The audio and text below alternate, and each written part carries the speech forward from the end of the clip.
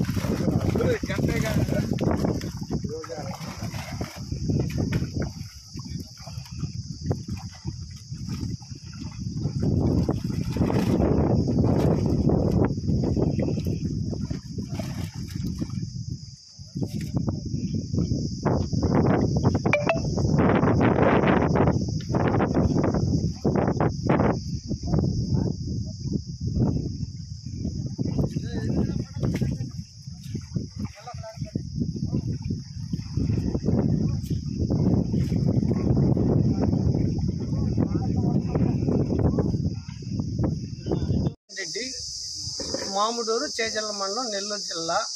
నేను బీజేపీలో కిసాన్ మోర్చా ఉపాధ్యక్షులుగా జిల్లా ఉపాధ్యక్షులుగా పనిచేస్తున్నాను. మా గ్రామంలో ఆ అరాచకానికి అడ్డుకట్ట లేకుండా పోయింది. మా గ్రామం చెరువు మొన్న జనవరిలో పాటేశారు. జూన్ 31కి కటాఫ్ డేట్. మళ్ళా ఇప్పుడు కొత్తగా దాన్ని 3 లక్షల చిల్లరకు వేసిన దానిని 5 లక్షల నుంచి 3 లక్షలుగా రాసుకున్నారు. ఇప్పుడు 3 లక్షలు దాన్ని 1,80,000 పెట్టి అతనికే కట్టబెట్టాలని మొన్న 11వ తేదీన 10/11న వేలం పెట్టారు. పత్రికాముఖంగా ఈనాడు ద్వారా వేలం పెట్టారు. ఆ వేలానికి ఎక్కువ పడదారులు వచ్చినందువల్ల 40 మంది పడదారులు వచ్చినా పిచ్చిపోయి అతనికి అందకుండా పోతుందేమో అని దాన్ని క్యాన్సిల్ చేసే ఉద్దేశంతో పంచాయతీ సెక్రటరీ అబ్స్కాండ్ అయ్యి డిఎల్పిఓ అబ్స్కాండ్ అయ్యి పాట రద్దు చేశారు.